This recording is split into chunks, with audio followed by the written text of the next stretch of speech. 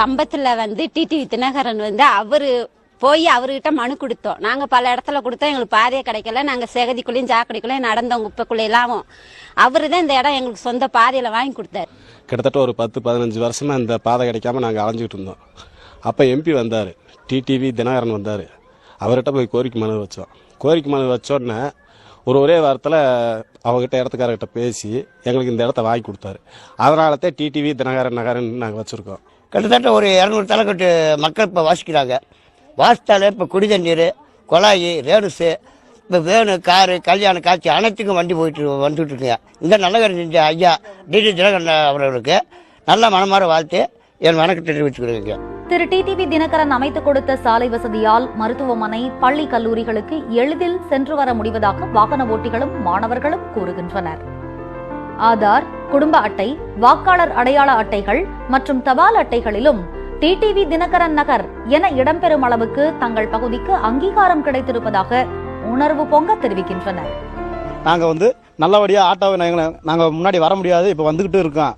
எல்லாரும் சேர்ந்து எங்க பொதுமக்கள் சார்பாக நன்றி கடனா அவருக்கு டிடிவி தினகரன் நகர் அப்படின்னு சொல்லி இந்த ஏரியாவுக்கு நாங்க பேரும் வச்சு ரொம்ப சந்தோஷமா இருக்கு. பாதை எதுவுமே இல்லாம முள்ளு, கல்லு, குப்பை, இந்த இதுக்கு மேற்கு பக்கம் குப்பை தான் இருக்கும். அது மேலதான் ஏறி வருவோம். மழை பெஞ்சாலும் அது மேலதான் வருவோம். பாதையே இல்லாம நடக்க கூட வசதி இல்லாம ரொம்ப இது பண்ணி ஒரு 10 வருஷம் ரொம்ப கஷ்டப்பட்டு இருக்கும்போது டிடிவி தினகரன் அவர் ஒரு தடவை பார்வையிட்ட உடனே அவர்கிட்ட நாங்க எடுத்து சொல்லும்போது சொன்ன ஒரு 10 நாள்ல எங்களுக்கு பாதையை ஒதுக்கி கொடுத்து மக்கள் நடக்கிறதுக்கு ஏற்பாடு பண்ணி கொடுத்தாரு.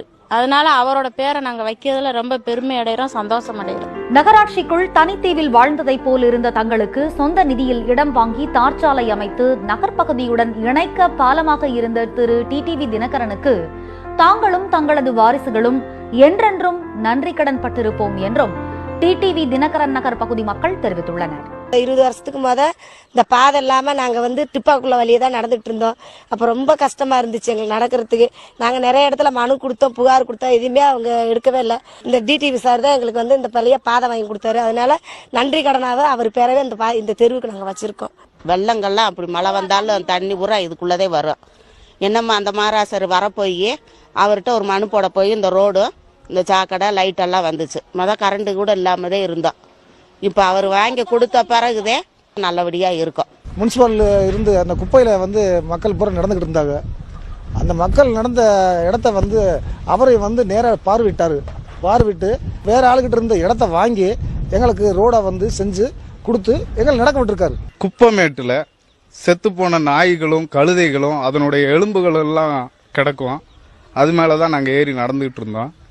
டிடிவி தினகரன் அவர்கள் வரும் பொழுது எங்களுடைய கோரிக்கைகளை சொல்லும் போது அவர் அந்த குப்பமேட்டில் ஏறி நின்று எல்லாத்தையும் பார்த்துட்டு இந்த மக்கள் இவ்வளவு பேர் ஒரு 800க்கு மேல இருக்க இந்த குடும்பங்கள் எல்லாமே இவ்வளவு கஷ்டப்படுறாங்களே, யாருமே நடவடிக்கை எடுக்கலையே அப்படின்னு சொல்லி உடனே ஆளுகள்லாம் கூப்பிட்டு இதுக்கான பாதை எங்க இருக்கு, வண்டி பாதை எங்க இருக்கு அப்படின்னு பார்த்து அதுல கொஞ்சம் இடம் சொந்தமா வாங்கி கொடுத்தா மட்டும்தான் இந்த மக்கள்லாம் நடக்க முடியும் அப்படின்றதுனால ஐயா அவர்கள் டிடிவி தினகரன் அவர் எங்களுக்காக அந்த இடத்த வாங்கி கொடுத்தாரு. அந்த நினைவா நாங்க ஒரு நன்றி கடன் செய்யணும் அப்படின்னு டிடிவி தினகரன் அப்படின்னு அவருடைய பேரை வச்சு இதுவரைக்கும் நாங்க சொல்லிட்டு இருக்கோம். தாழம்பூ மணக்கும் என சொல்லித்தான் தெரிவதில்லை. அதுபோல் மக்கள் பிரதிநிதியாக டிடிவி தினகரன் செயலாற்றும் போது பொதுமக்களின் பிரச்சனைகள் தீர்க்கப்படும் என்பதை எடுத்து இயம்ப வேண்டிய அவசியம் இங்கு ஏற்படவில்லை. இதற்கு நாடாளுமன்ற உறுப்பினராக இருந்த போது அவர் கம்பம் நகராட்சியில் ஆற்றிய பணிகளே மிகச்சிறந்த சான்று என்பது இதன் மூலம் நிரூபணமாகிறது.